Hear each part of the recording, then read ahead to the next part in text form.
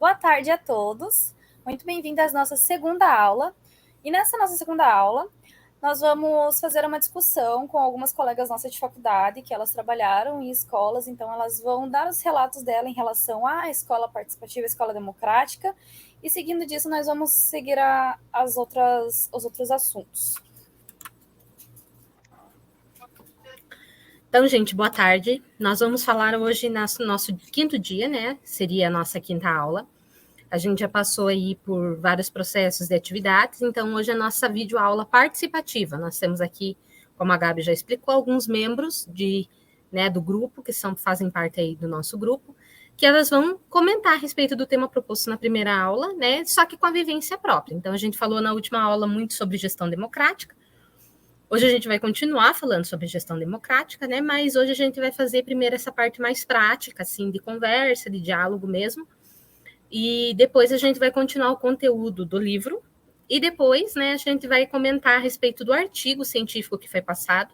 A gente vai trazer alguns pontos importantes sobre gestão democrática também a partir do artigo. Certo? Então, meninas, se apresentem. Jaque.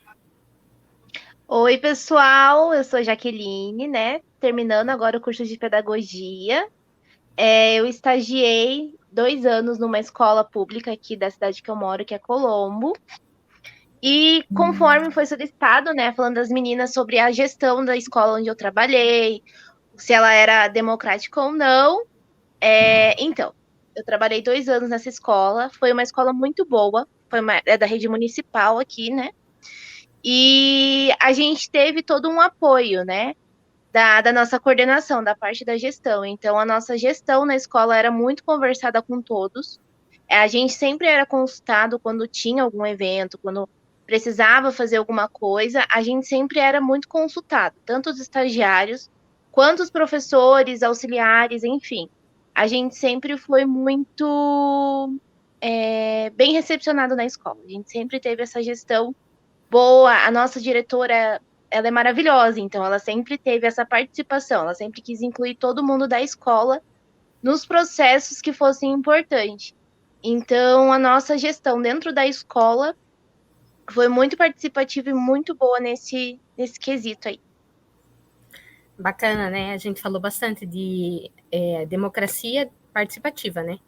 Então, bacana a gente ver uma escola pública, né? Que normalmente a gente acha, escola pública é desorganizada, algumas pessoas têm, né, esse parâmetro errado aí. Sim.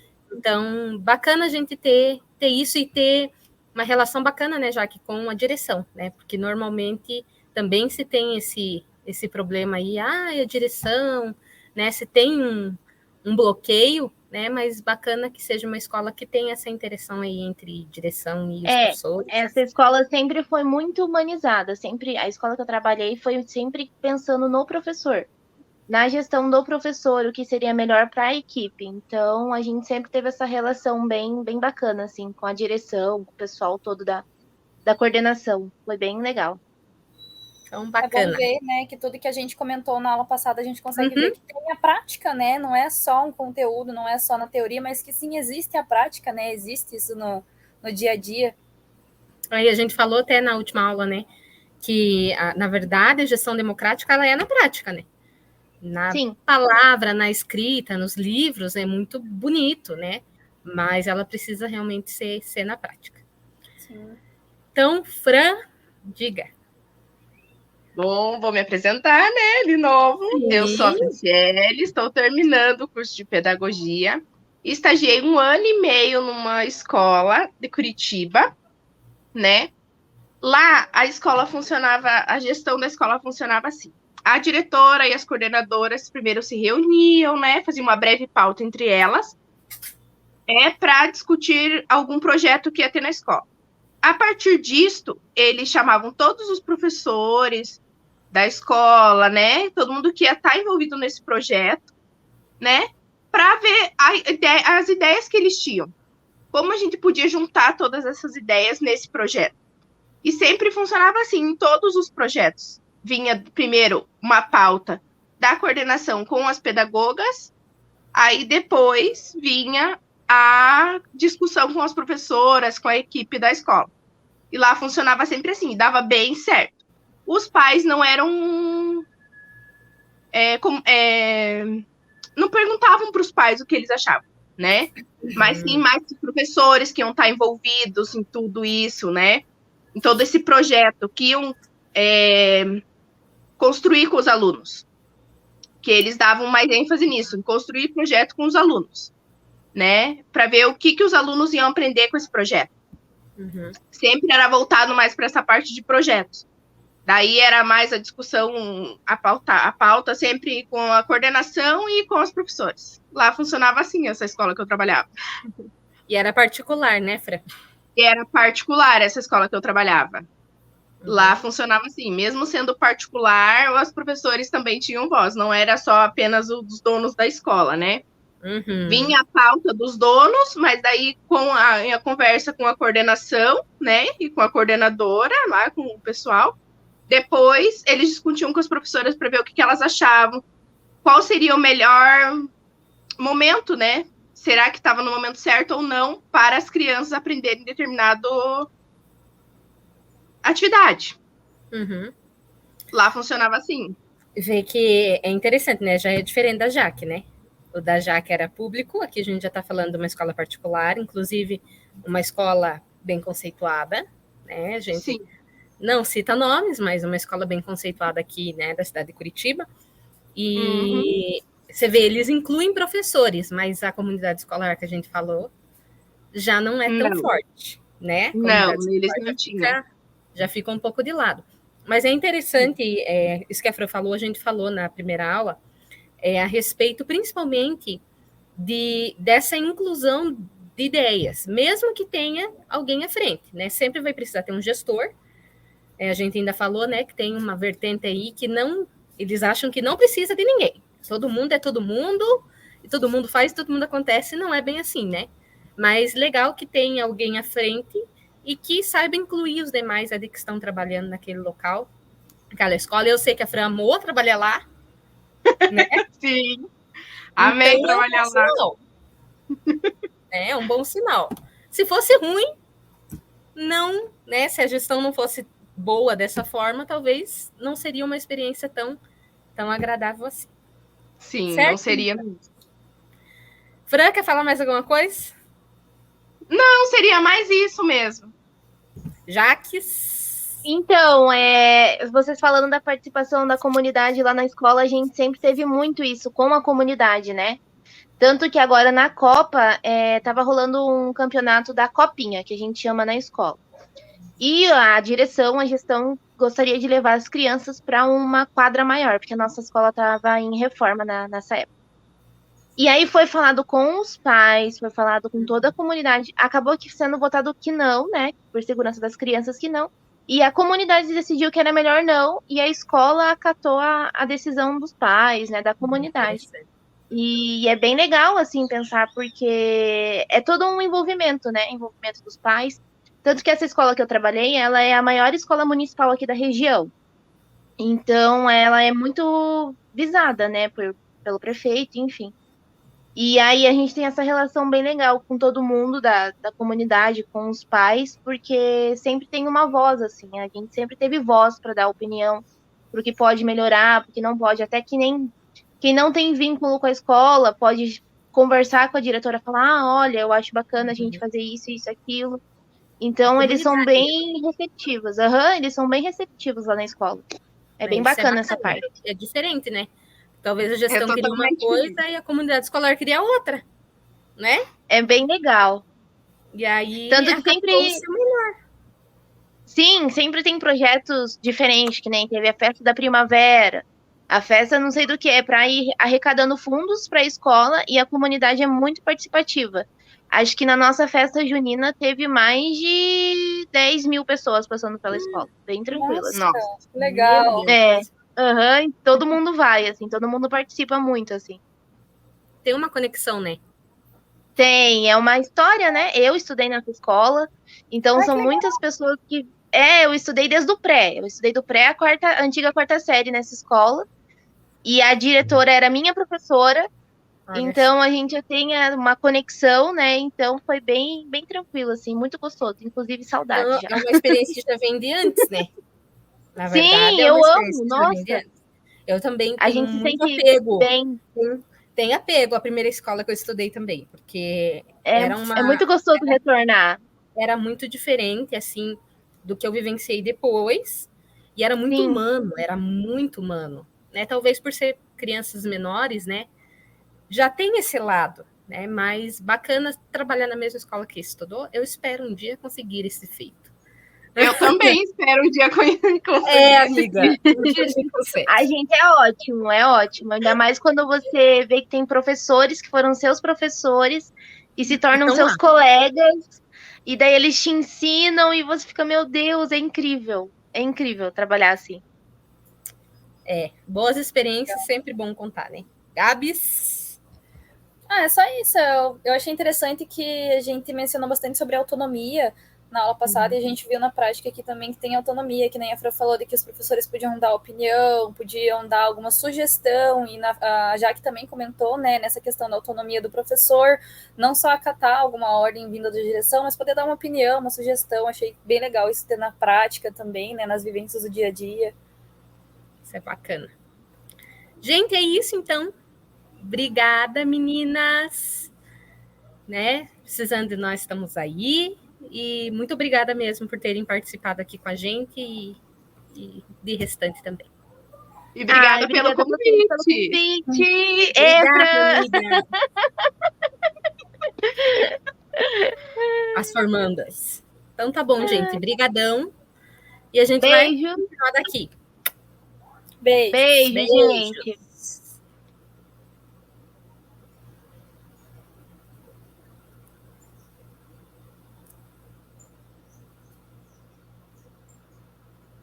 Então a gente vai continuar, né?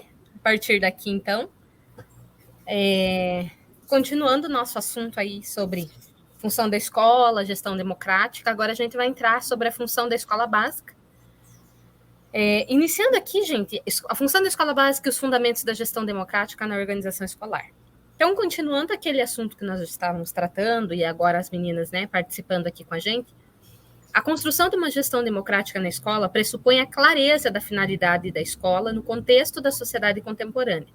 Então, dentro do contexto histórico hoje em dia, né, é necessário que, para que haja clareza, haja essa gestão democrática aí dentro da escola.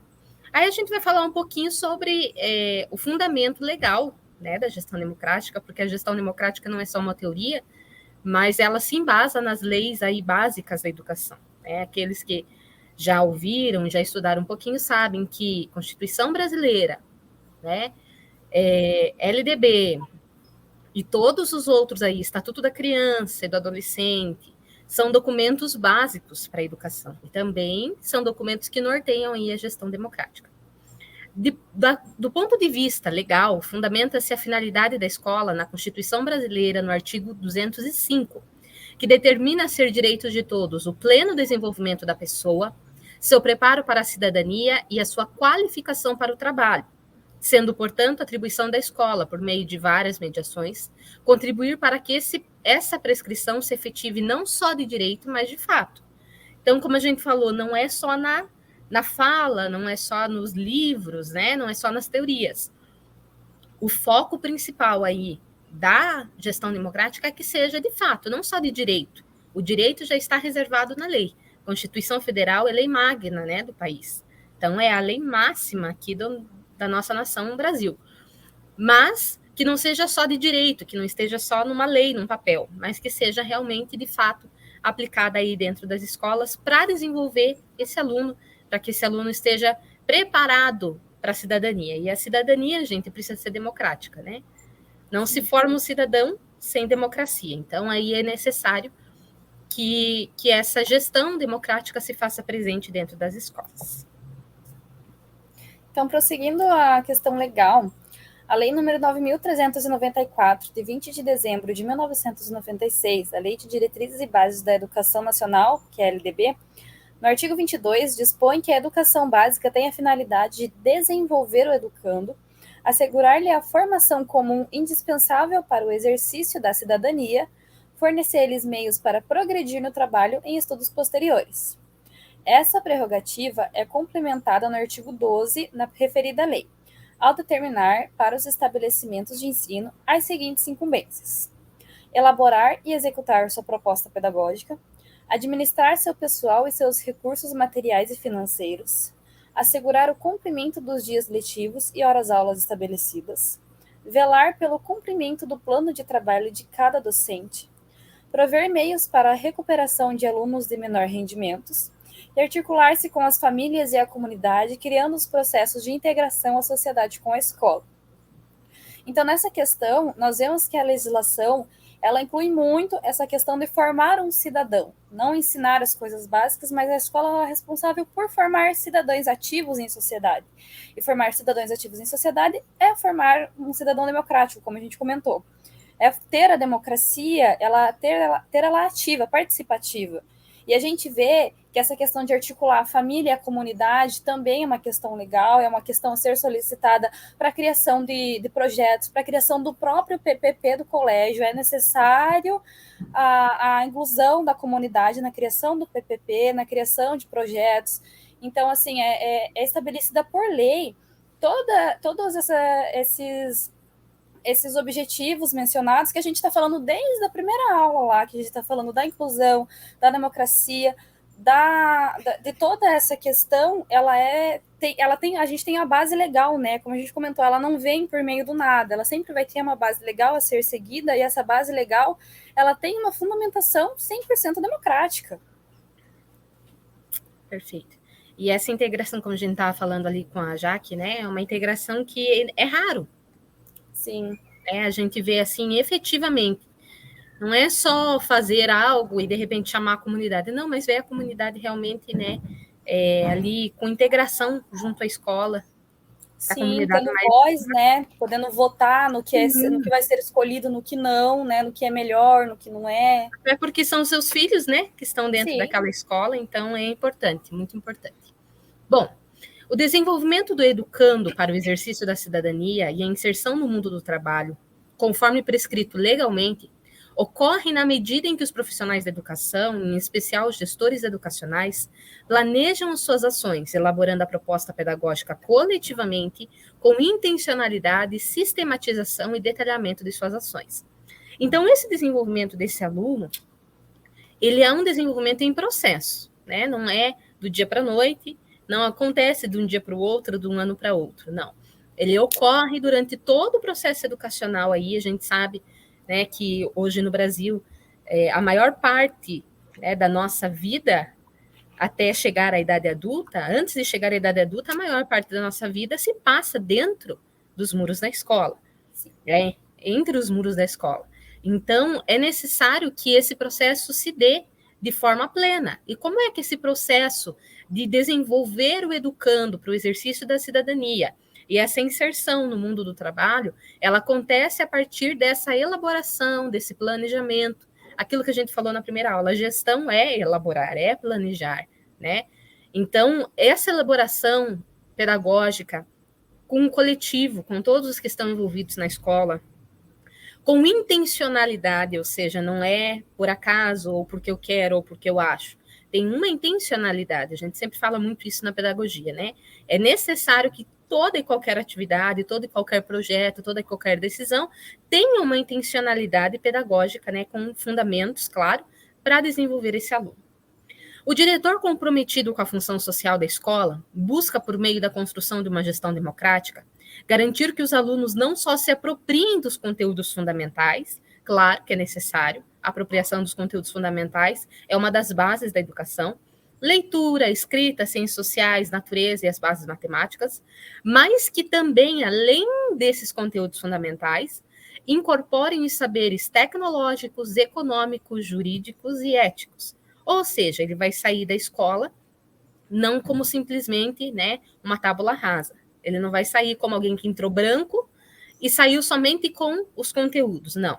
Ele entra já sabendo, né, já tendo uma vivência, ali ele vai sim aprender os conteúdos necessários que estão aí no currículo, mas também vai ter um outro desenvolvimento, um desenvolvimento que vai além só dos conteúdos. Ali ele coloca, né, ela coloca, a escritora do livro coloca os saberes tecnológicos, econômicos, jurídicos e éticos que fazem nada mais, nada menos do que esse aluno um cidadão. A efetivação da função essencial da escola requer estratégias e mediações pedagógicas sensíveis às necessidades da comunidade escolar. Emerge daí, como fundamento da gestão democrática, a participação de representantes dos diversos setores da escola, o que ocorre via organização dos colegiados. Nessa questão é importante, uma coisa que a gente mencionou bastante na última aula também, é a questão de você saber onde a escola está inserida. Você saber quais são as necessidades da escola para você criar uma estratégia de mediação pedagógica sensíveis às necessidades da comunidade escolar. Então, você tem que saber como que é a comunidade escolar, aonde a escola está inserida, quem são os seus alunos, quem são os familiares dos seus alunos, como que é a vivência deles. Porque tem situações que são extremamente delicadas e que você só consegue ter uma estratégia, de fato, que seja efetiva na situação se você souber aonde a escola está inserida. O órgão coletivo de decisões e de análises dos problemas da escola, o colegiado representa também uma mudança tanto nos processos de tomada de decisões administrativas e pedagógicas, como nas formas de relacionamento com a comunidade ou com os órgãos superiores da administração educacional. Nessa questão, a gente vê que todo mundo precisa ter voz na escola, né? Incluindo os representantes de diversos setores. Por exemplo, a tia que trabalha na cantina, que a gente conhece sempre, é extremamente conhecida nos colégios. Às vezes, só ela vai saber a situação extremamente delicada que um aluno passa. Às vezes, só uma tia da limpeza vai saber a situação de que um aluno passa. Então, nessa questão de todos os setores da escola terem voz, terem a representação, é importante para você conseguir ter estratégias que sejam de fato efetivas em todo esse processo.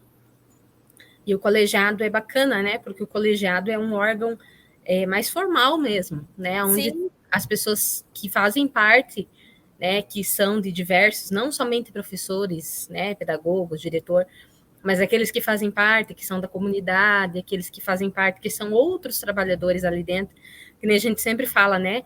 Inspetor, tia da cantina, gente, eles sabem de coisas que às vezes o diretor, que está lá naquela salinha fechada, não tem conhecimento. E isso não talvez não seja, né, necessário que ele esteja lá, exatamente onde está a tia da cantina para ouvir.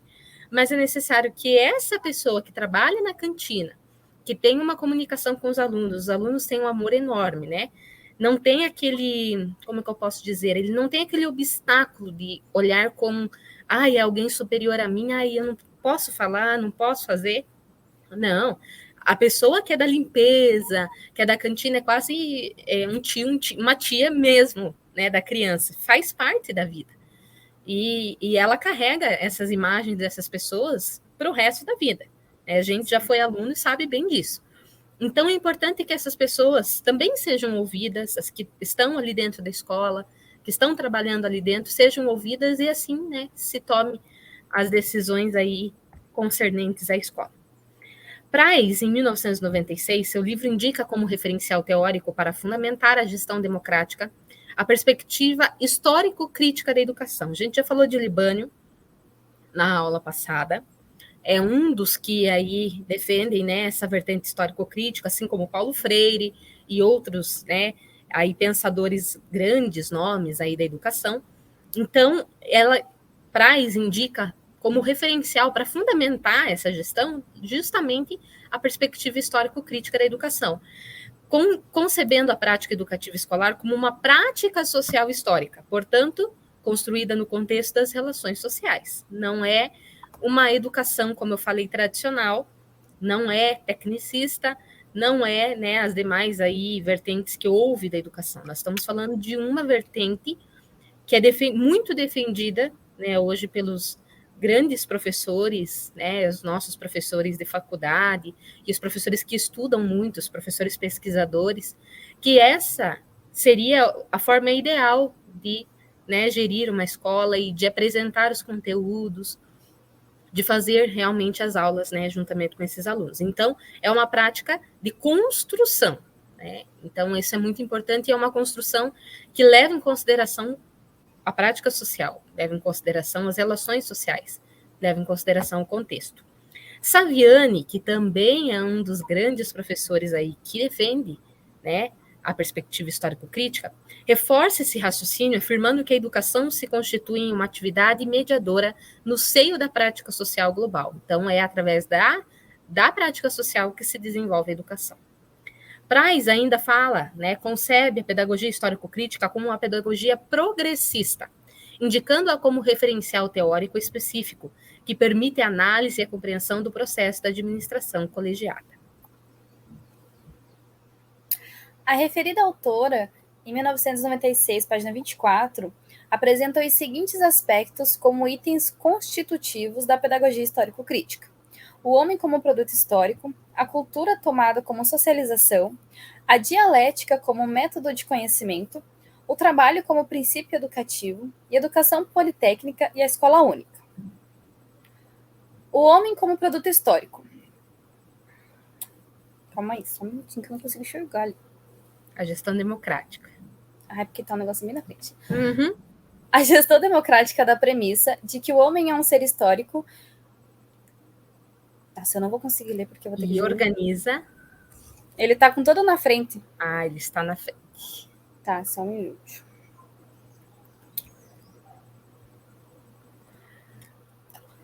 Agora que eu E organiza o educativo, considerando que a formação dos alunos se constitui um conjunto de relações sociais. A escola tem grande relevância e atores sociais que interferem na formação dos alunos. Primeiro, a especificidade do trabalho educativo, que busca a formação, segundo, porque a escola. Consegue ler o segundo? Porque esse aqui está complicado. Eu vou abrir aqui no outro, porque ali realmente está cortado. Está cortando, né? Aí... Só um pouquinho, gente.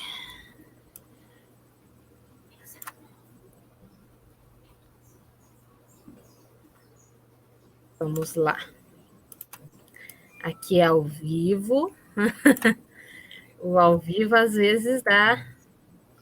Vemos por trás das cortinas. Sim, sempre. Então vamos lá. Eu vou colocar para apresentar aqui de novo.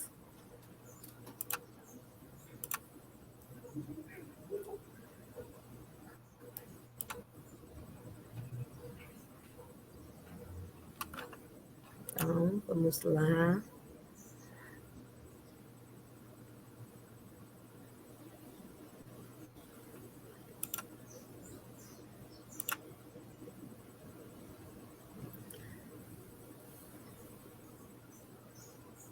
Processando, só um segundinho.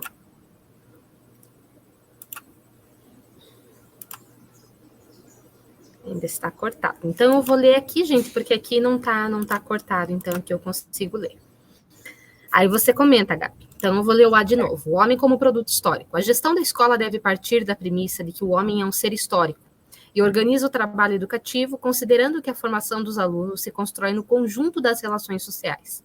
A escola tem grande relevância entre os atores sociais que interferem na formação dos alunos. Primeiro, pela especificidade do trabalho educativo, que busca a formação humana, e segundo, porque a escola é o meio social. Então, nisso nós vemos que a escola, ela não se limita às quatro paredes ali de ensino, né? Não é uma instituição que ela vai se limitar às quatro paredes, ela é uma instituição que ela vai além, ela vai incluir a sociedade, ela vai incluir as pessoas, e ela tem que ver que o ser humano que vai entrar lá é um ser histórico, é como a gente comentou anteriormente, não vai ser uma tábula rasa que vai entrar sem absolutamente nenhum tipo de conhecimento. Ela já é um ser histórico, já está inserido na sociedade, já carrega as suas características, as suas crenças, as suas tradições, e diante disso a gente vai trabalhar, a gente vai mediar situações para que insira mais essa criança na escola de uma maneira democrática, de uma maneira ativa, de uma maneira cidadã, né? A escola vai muito além do que o ensino básico e se fechar as quatro paredes, né? Então, aqui, continuando. A cultura tomada como socialização. A cultura é um elemento de socialização, o que implica a necessidade de que seja instituída uma proposta pedagógica que valorize os saberes trabalhados na ação docente como elementos da cultura ampla. Estes, transformados em saber escolar, auxiliam o aluno a entender e participar ativamente do meio social. A apropriação dos saberes pelos alunos se dá no sentido de superar o mero desempenho de atividades específicas e possibilitar a simulação de situações concretas na sua prática social. Então, nisso a gente vê a questão da inclusão também da cultura, que é um ponto extremamente forte, é um ponto que a escola ela tem que trazer a cultura para o aluno, não só a cultura dele, mas a cultura de todos, da cidadania inteira. Tem que mostrar que não existe só a cultura que ele traz, só a tradição que ele traz, mas incluir demais culturas, demais tradições, demais conhecimentos para o aluno, né, para o educando, e fazer com que isso com que essa pessoa, esse educando, ele leve isso para a sociedade de uma maneira respeitosa, de uma maneira educativa, de uma maneira cidadã. Perfeito. Então, nós vamos continuar com o item C e o item D. Então, aqui o item C é a dialética como método de conhecimento. Pressupõe a historicidade na análise da realidade, percebendo-se a contradição como elemento responsável pela mudança social. Portanto, nessa perspectiva, qualquer reflexão sobre a prática pedagógica deve levar em conta as diferenças materiais da classe. Tais diferenças, ao mesmo tempo que se constituem obstáculos para uma educação efetivamente democrática, possibilitam a luta pela superação desses mesmos obstáculos, ao permitir a consolidação de uma contra-hegemonia. A dialética, como método de conhecimento, se relaciona com a razão de ser da escola, como locus privilegiado do trabalho com conhecimento, a sala de aula. Então, a dialética propõe, gente, essa discussão, essa reflexão mesmo. Né? Não só ficar entre as quatro paredes, ou como a gente fala, né? Não ficar só na sua bolha, mas perceber que dentro do contexto daquela escola existem diferenças, né? Existem pessoas de crenças diferentes, existem pessoas de famílias constituídas de formas diferentes, levar em conta essas situações que fazem parte da vivência dos alunos.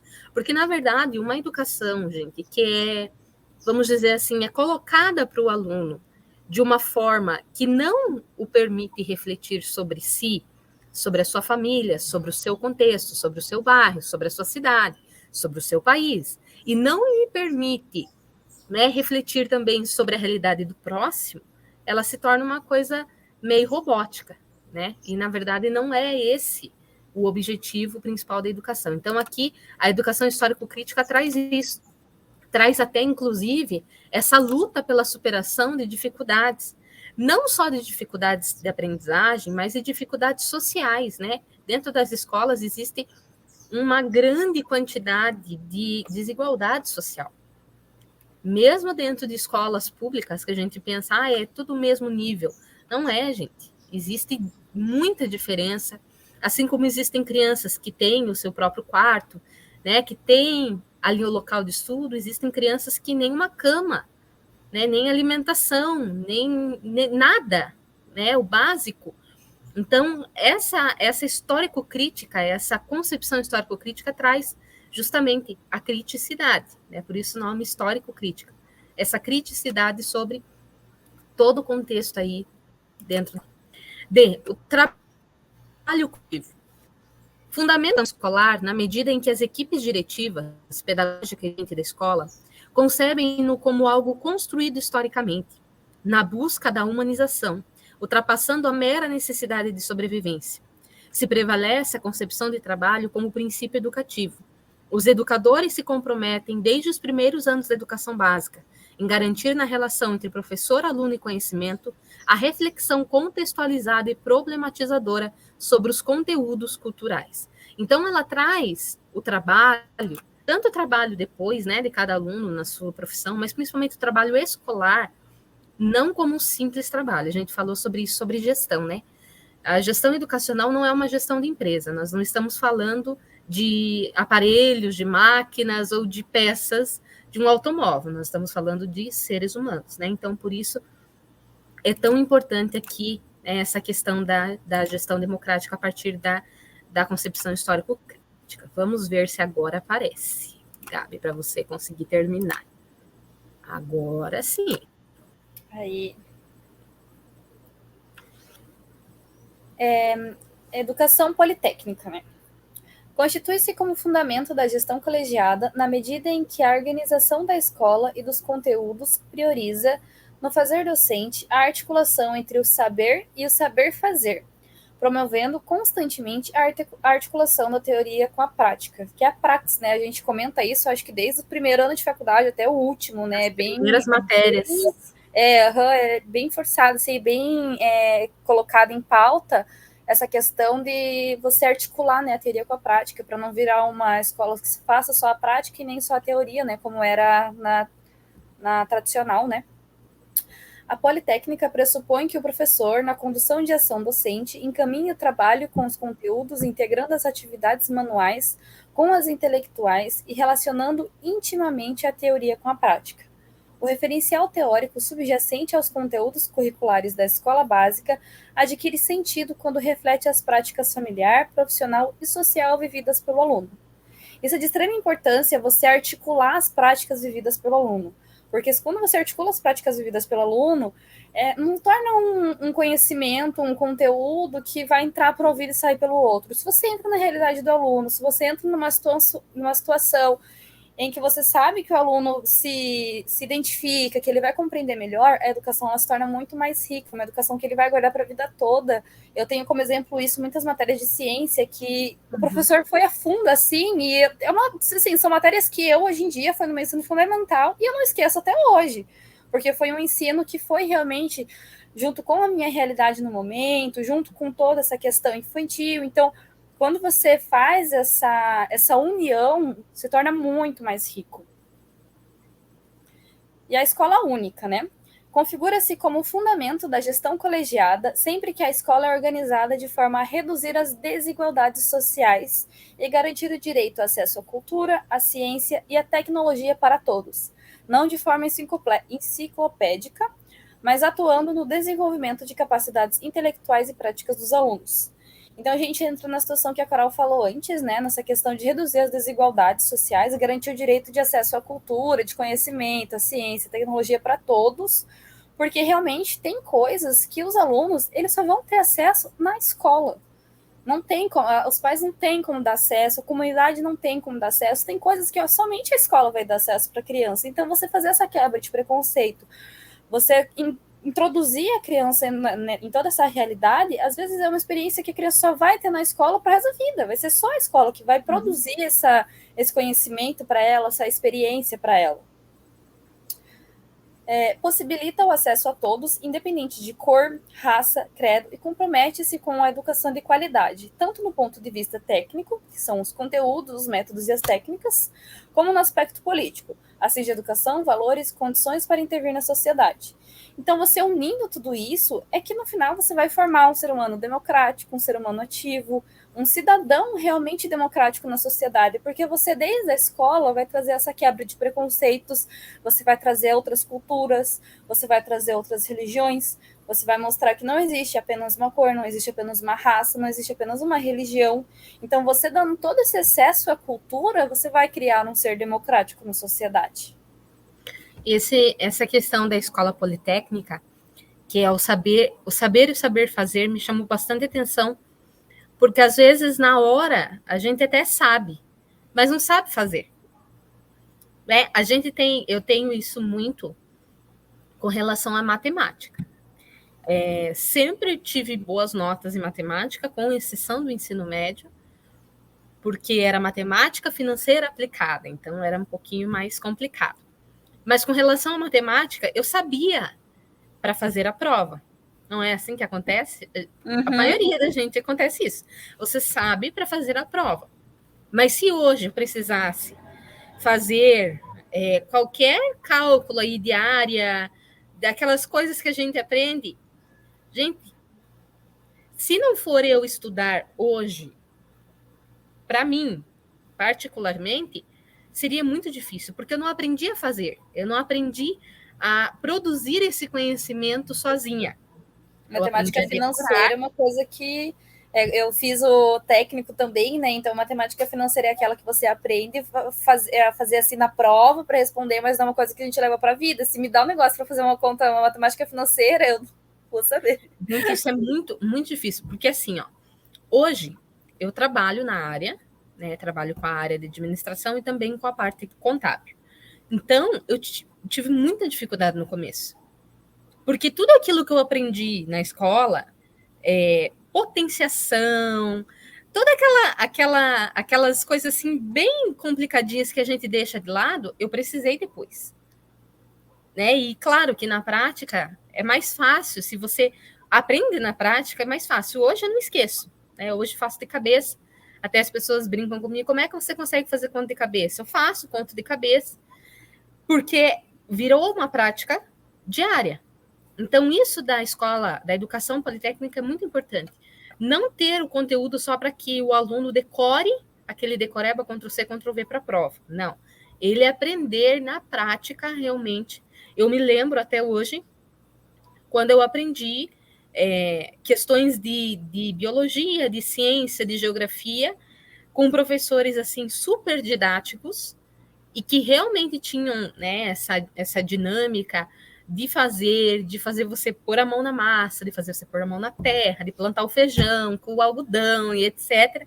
Você, mesmo que depois você não vá utilizar isso, né, assim de forma mais concreta, mas aquele conhecimento você adquiriu. Então, Sim. Se você precisar usar ele em algum momento da tua vida, ele está registrado.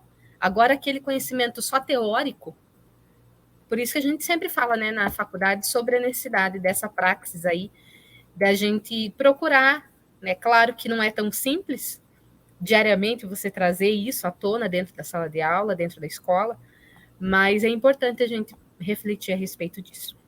Sim. Então, finalizando aqui, o que a gente ia falar a respeito do nosso livro, do capítulo 3, a respeito dos tipos de gestão e da gestão democrática, a gente propôs para vocês a leitura de um artigo, tá? E não propôs por propor, assim, para, né, encher um cronograma. Não foi para encher um cronograma. Ele é um artigo que se articula com tudo aquilo que a gente já falou aqui e que a gente vai trazer alguns pontos. Claro, a gente não vai trazer o artigo inteiro, porque cada um já deveria, né? Já foi proposto a leitura individual, assim como nós também já fizemos a nossa leitura individual. Então, a gente vai trazer alguns pontos importantes para fechar, né, essa aula, lembrando que a próxima atividade é o estudo de caso, que é a última atividade final. Então, para a gente fechar aqui a nossa discussão, articulando com o que as meninas trouxeram no começo sobre a prática aí dentro da escola, articulando com tudo que a gente falou desde o começo sobre democracia, autonomia, né, toda essa parte participativa, e finalizando hoje com o nosso artigo. O nome do artigo é Explorando e Construindo um Conceito de Gestão Democrática, do professor Ângelo Ricardo de Souza. Também não é qualquer professor, tá?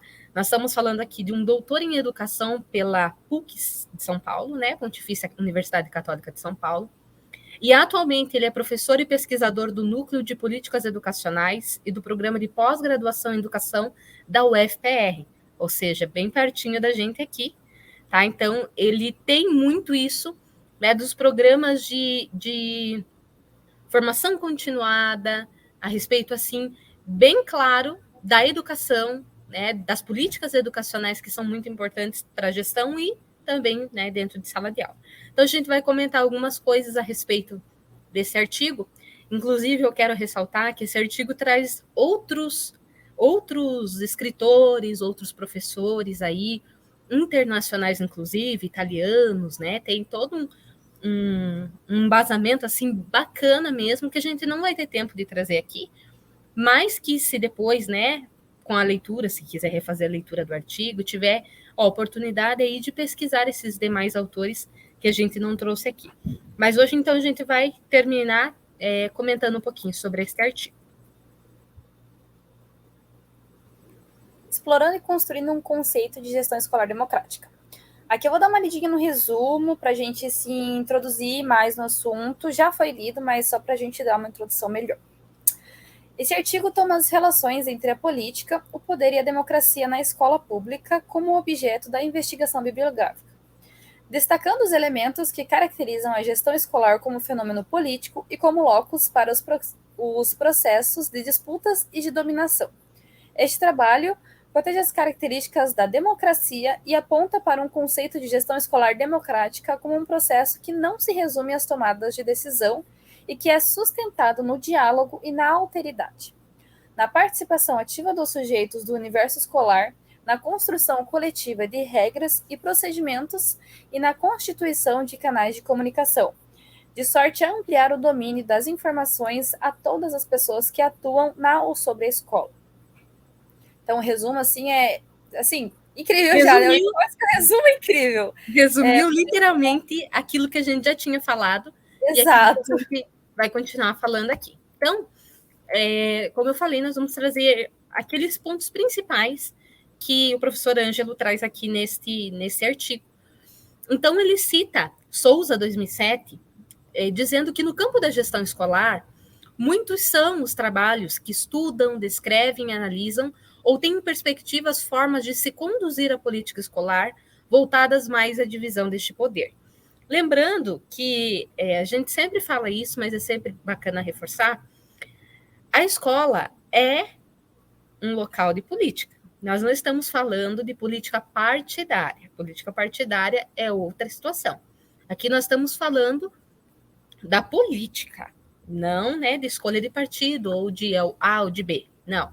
Nós estamos falando desse senso político de sociedade, daquele indivíduo que realmente está ativo, pensante, criticando aquele contexto em que ele está inserido. Seus direitos e deveres, né? Direitos e deveres, exatamente. Tá? E como isso impacta realmente dentro da escola e fora da escola também, por que não, né?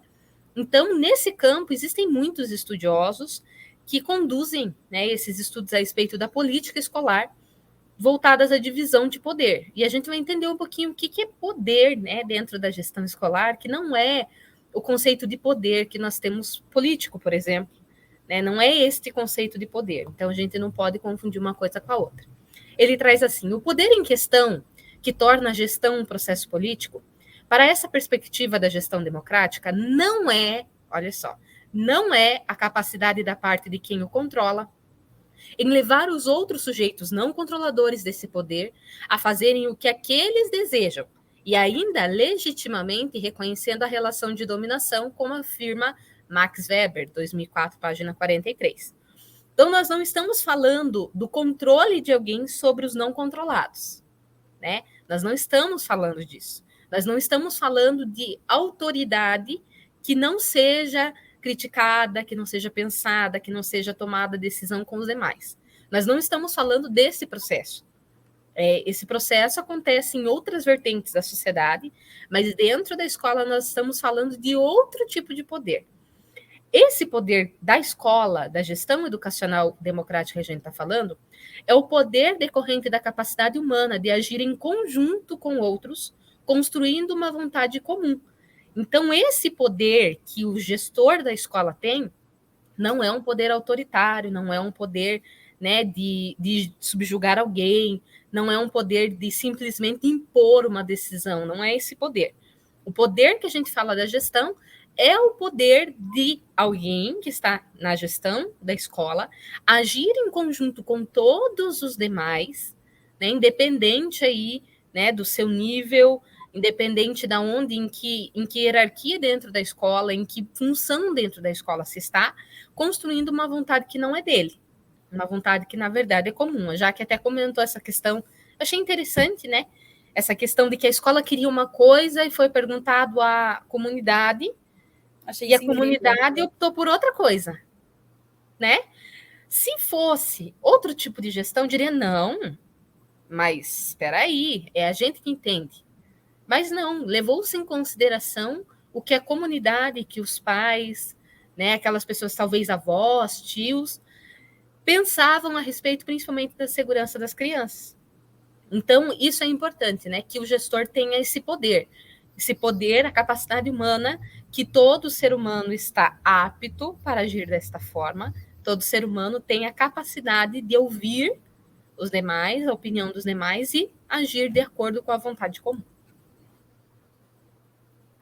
Se a política na escola reconhece que o poder em questão decorre de um contrato firmado entre as pessoas que compõem essa instituição e considera que o diálogo entre esses sujeitos é a pré-condição para sua operação, assim se terá uma ação política talvez mais democrática.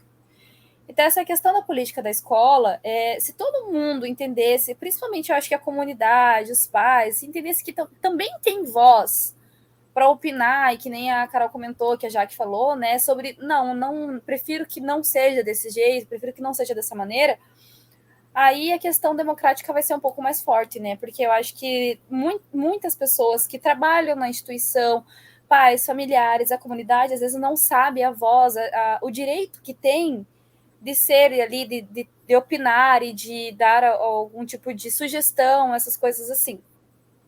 Se os indivíduos que compõem essa instituição não pautarem suas ações pelo diálogo e pela alteridade, pouco restará de democrático nessas ações coletivas. Então, uma ação coletiva, ela não se resume aos coordenadores e ao diretor escolher alguma coisa a ser realizada no colégio. Uma ação coletiva, ela vai dar opinião dos professores, ela vai dar opinião dos demais trabalhadores, ela vai dar opinião dos familiares, da comunidade, para sim se tornar, de fato, uma escolha democrática. Não adianta juntar todo mundo e cada um escolher uma coisa, e no fim o gestor escolheu outra coisa que ninguém escolheu. Né? Não adianta juntar todo mundo. Juntar todo mundo não significa democracia, né? Então, bacana a gente pensar isso. A gestão democrática é que compreendida, então, como um processo político. Então, a gestão democrática é um processo político, no qual as pessoas que atuam na ou sobre a escola identificam problemas, discutem, deliberam, planejam, encaminham, acompanham, controlam e avaliam um conjunto das ações voltadas ao desenvolvimento da própria escola, na busca de solução daqueles problemas.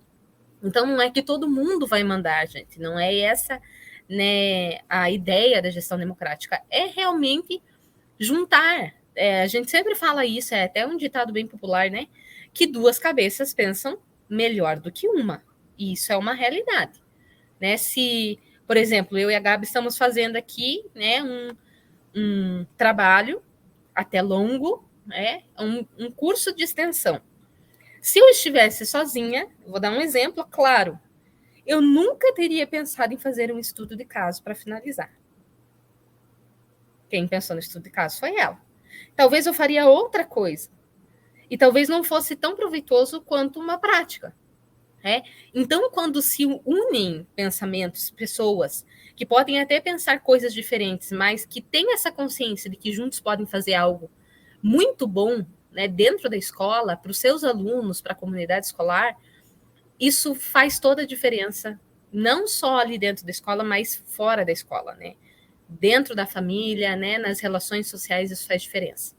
Esse processo, né, o processo aí da gestão democrática como processo político, sustentado no diálogo, na alteridade, no reconhecimento das especificidades técnicas das diversas funções presentes na escola, tem como base a participação efetiva de todos os segmentos da comunidade escolar. Então, como nós falamos, não é só, né, aquela pessoa se diz assim, mas quem tem poder de escolha é só quem tem pós-graduação, quem tem, né, todos os conhecimentos. Não, gente. Todas as pessoas, todos os segmentos que fazem parte da comunidade escolar têm direito a ser ouvido. Pode ser que haja uma ressalva ou outra, né? Mas é importante esse respeito aí, né, a esse direito. O respeito às normas coletivamente construídas para o processo de tomada de decisões e a garantia de amplo acesso às informações aos sujeitos da escola. Isso quer dizer que a gestão da escola pública pode ser entendida pretensamente como um processo democrático, no qual a democracia é compreendida como princípio, posto que se tem em conta que essa é a escola financiada por todos e para atender ao interesse que é de todos, e também como método, como um processo democratizante, uma vez que a democracia é também uma ação educativa, no sentido da conformação de práticas coletivas na educação política dos sujeitos. Então, a gente entende que se a educação dessa escola pública for estendida à opinião de demais, à sugestão dos demais, é um processo democrático. E essa questão da política, essa questão toda torna de extrema importância por conta de você formar um sujeito político ativo na sociedade e não nessa questão política, como foi mencionado anteriormente, partidária, mas um político do que é certo, do que é errado, do meu dever e do meu direito em sociedade. Pensar a democracia exige pensar as possibilidades reais de sua realização. Do contrário, trata-se apenas de uma democracia estética, na qual as pessoas atuam na esfera pública, fazendo escolhas como uma ação que se basta em si mesma.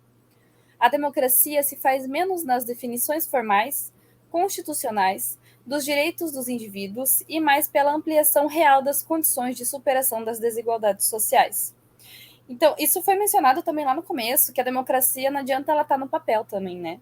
É uma democracia real, é uma democracia que não vai... nós somos democráticos. Não, vai uma democracia na superação das desigualdades sociais, na interação de todos, na inclusão de todos, né? Porque a inclusão na democracia é um pilar de extrema importância. Então, entra todas essas questões, né? E é interessante, até eu achei essa parte do artigo bem interessante, porque quando se tem uma gestão democrática, você está estreando, claro, um processo democrático aí dentro da escola, mas está formando pessoas democráticas, né? Então, por isso que ele fala do processo democrático e do processo democratizante. Ou seja, você está formando um indivíduo diferente para a sociedade. Às vezes parece até, a gente escuta muito isso na faculdade, né? Porque muitas vezes a gente entra na faculdade, ou de repente você entra na gestão de uma escola, achando que você vai ser o super-herói daquela escola, da educação, a gente vai mudar tudo, né? Um grupo aí de 10 professoras vai mudar o mundo da educação. Não é assim que funciona. Mas de pouco a pouco eu acredito que seja possível a gente, né, fazer com que esse processo se realize e que algum dia seja completo, mesmo que hoje, né, seja muito assim, muito fechadinho, né? Não sejam todas as escolas, ainda existe muito, e eu estou dizendo isso com propriedade, conheço professores aqui de Curitiba que falam que aqui muito da educação básica ainda está atrelada ao sistema tradicional. Muito se perde ainda, né? Então, pensar essa questão democrática, pensar o desenvolver um aluno democrático a partir da minha atitude democrática, a partir da atitude democrática do gestor, dos professores, dos pedagogos, da comunidade escolar, isso transforma não só aquele aluno, mas transforma talvez a sociedade que a gente tanto sonha. Então, uma sociedade que realmente dê valor à educação, a gente sempre fala sobre isso, né?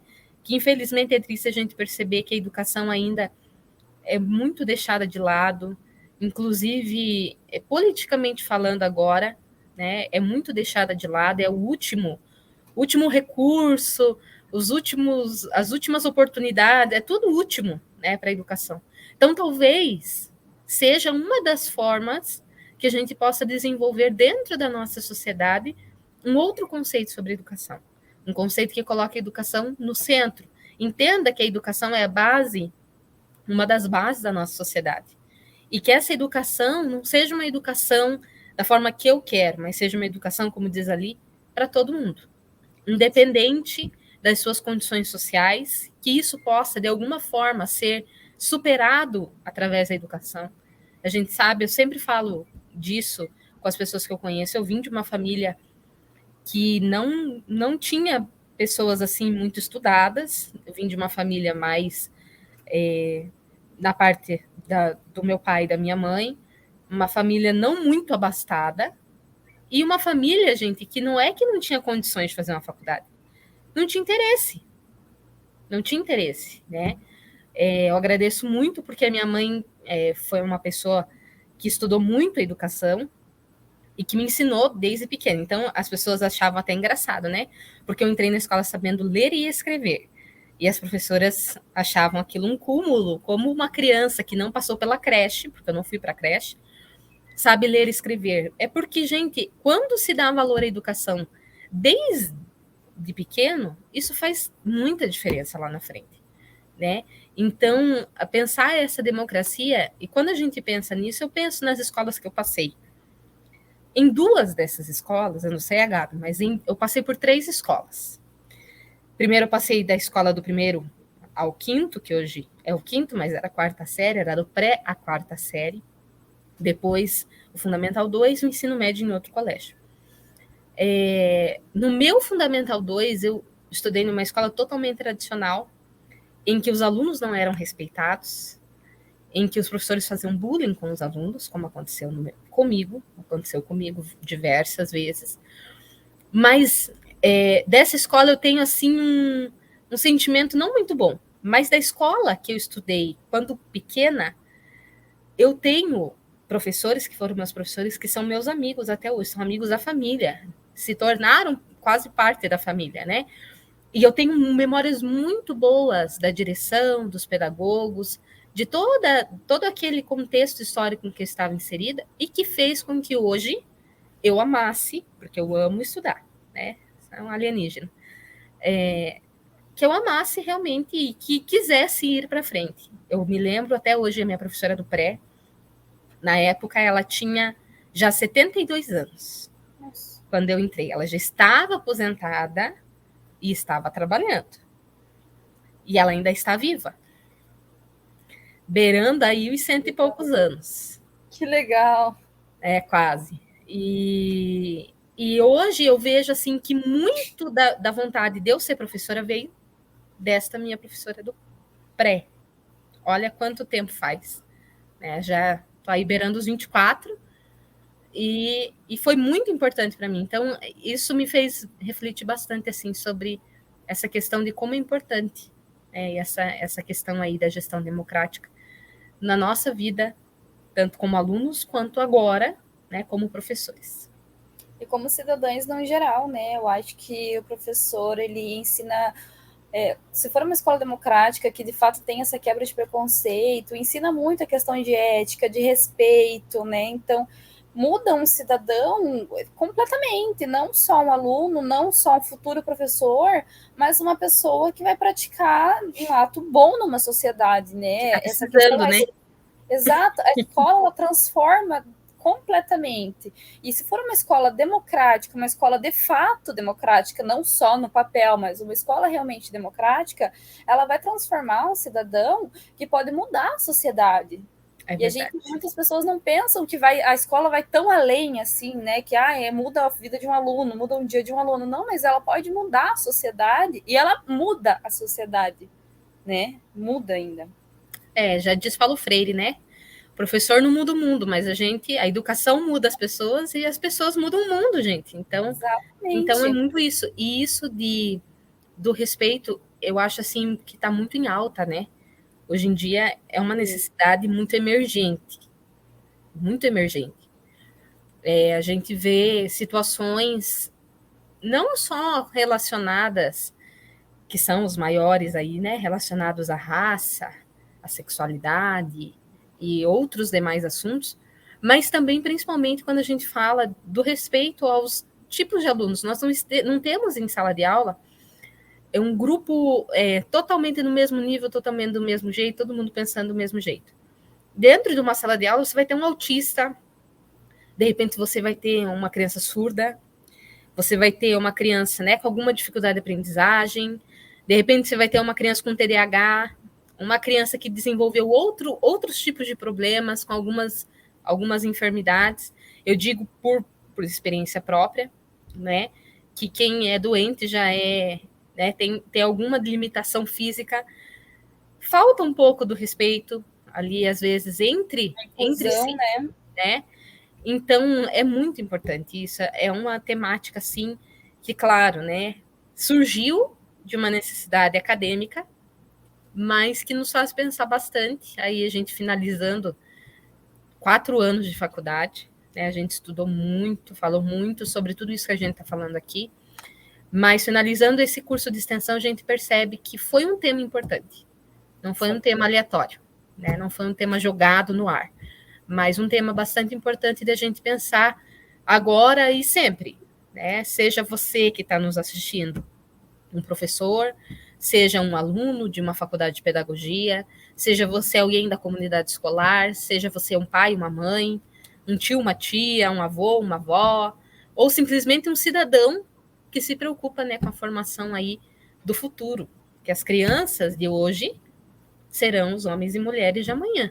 Então, Sim. que sociedade, né, a gente pretende ter aí para o futuro? Eu pretendo que seja uma sociedade um pouquinho melhor do que atualmente, né?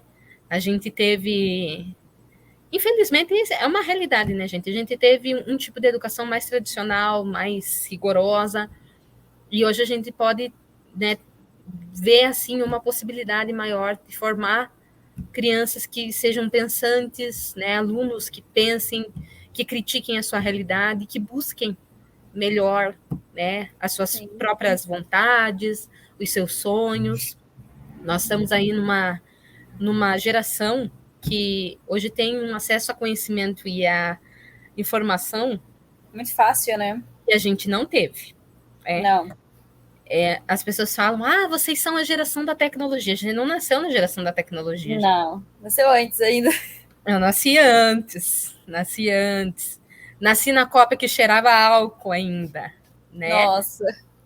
Então, hoje, a gente tem essa facilitação aí da informação, da educação, assim, mais acessível.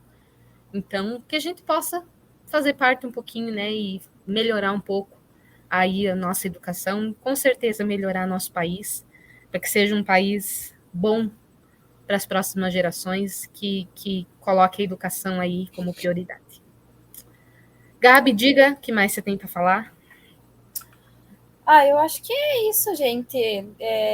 Espero que essas aulas sejam de extrema valia para vocês, assim como foi para a gente. Eu acho que por mais que a gente tenha dado aula, nossa, foi de extrema valia para a gente. A gente sempre absorve mais, né? Seja dando aula, assim, né? A gente sempre acaba absorvendo mais. Então, foi de extrema valia para mim. Espero que tenha sido para todos que assistam. E é como a Carol falou, né? A gente espera que com toda essa mudança, né, na educação, que a gente consiga ter uma sociedade melhor, pessoas melhores, uma construção social melhor, né?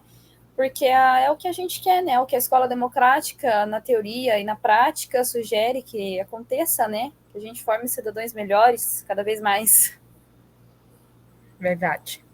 E foi muito, muito, muito bom mesmo, né? Acho que esse é o propósito do estágio. O propósito do estágio é fazer a gente aprender, né? E com certeza esse objetivo aí foi bem concluído. E que a gente possa estudar ainda mais, né, essa questão da gestão democrática e fazer valer aí no nosso dia a dia. Então é isso, gente. Muito obrigada a todo mundo que assistiu às aulas. Sei que não é fácil ficar 1 hora aí na frente ouvindo a gente falar, mas foi muito gratificante, foi muito bom para a gente, né? E que sirva aí, né, de conhecimento para todos vocês, né? Os materiais estão disponíveis e a gente vai finalizar com o estudo de caso. O estudo de caso não tem resposta certa nem errada, né? Estudo de caso é você pensar por si. Eu acho até interessante, vou jogar aqui para a Gabi, a gente fazer um estudo de caso em grupo. Legal. Todo mundo fazer junto, tá? Então, a gente vai fazer junto, vai discutir junto, vai fazer uma ação democrática aí junto, para a gente chegar a um ponto final aí relacionado ao estudo de caso. O estudo de caso está pautado no que a gente está falando, sim, que é a gestão democrática. Certo? Sim. Então, brigadão, gente. Obrigada mesmo, obrigada às meninas que participaram com a gente, né, que vão estar assistindo o restante da aula. Obrigada a todo mundo que assistiu, todo mundo que participou das atividades, e finalizamos então com o nosso estudo de caso. É isso, gente. Muito obrigada a todos. Obrigada, Gabi. Obrigada. Tchau, tchau, gente. Até a próxima. Tchau.